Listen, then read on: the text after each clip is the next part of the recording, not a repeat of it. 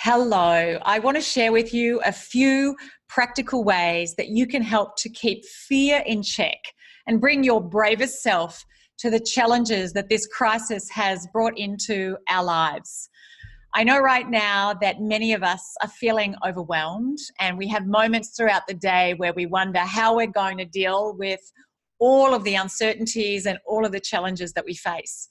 And so if you've been feeling that way yourself, I want to share with you 4 ways that you can bring the best of yourself, the bravest of yourself, to this time and to the problems that you're facing.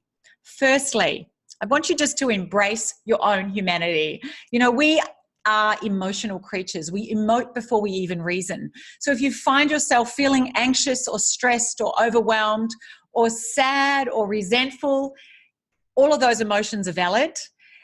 The only way we can process those emotions properly is to feel them fully.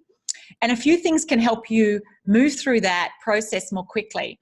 One is just notice where they are in your body and put your hand wherever you're feeling constricted on your chest or your stomach and breathe into that place. There's a study that's found that just doing that for as little as 90 seconds can help to release some of that emotion and that stress from our bodies. Secondly, labeling your emotions.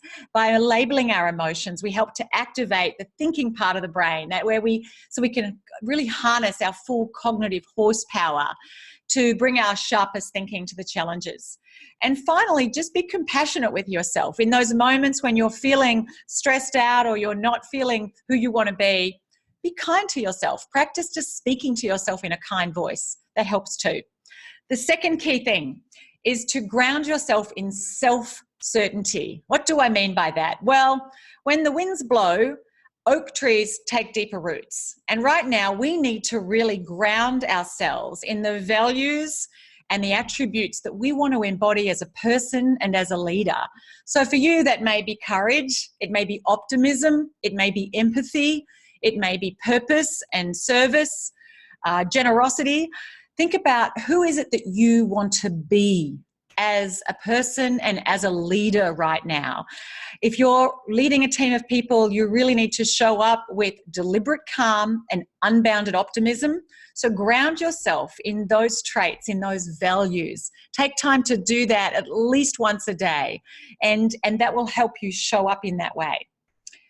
Thirdly, double down on the practices, on the rituals, on those things that help you bring your best self to your work and to your life, on those things that strengthen you physically, mentally, emotionally, and spiritually. So taking care of yourself, doing some exercise, eating well, getting enough sleep, making sure you're managing your time and you're attending to the most important priorities, not just the most pressing ones, but also those important non-urgent ones that will set you up out the other side of this crisis.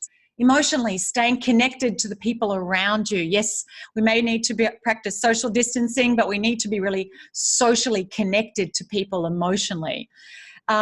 Practicing gratitude, taking time out to laugh, get out in nature if you can, listen to some music, those things that allow you emotionally to bring your best self to things. And spiritually, connecting to a cause, to something that brings you a sense of meaning and purpose.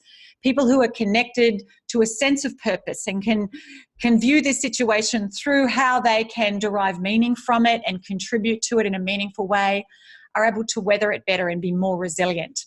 And the fourth key thing is to refocus your attention on what it is you want to create, on the impact you want to make, and on what's within your control. When all we do is focus on what causes us stress, then we become more stressed. If all you do is dwell and talk about everything that's making you anxious, it makes you more anxious. So refocus your attention, refocus your conversations on the solutions, not the problems, on the opportunities, not the challenges. Be careful even in the speech that you have, in the language you're using, that you're not talking up stress and making more drama from things in the language you're using. Speak calmly, speak optimistically. Focus on what it is that you want and not what it is that you don't want. And most of all, as I wrote about in my book, You've Got This, trust yourself that you have the capacity within you to meet any size challenges, one day at a time, 1 hour at a time. And when you trust in your innate ability to meet those challenges, it saves you a lot of stress and allows you to harness your best thinking to solve the problems that you're dealing with and to be the leader that you most want to be. And remember, most of all, that you've got this and that you have everything it takes to come out the other side of this that much better in who you are and that much more equipped for everything that you want to achieve in your career, in your business, and in your life. So thank you. I hope this is helpful, and take care.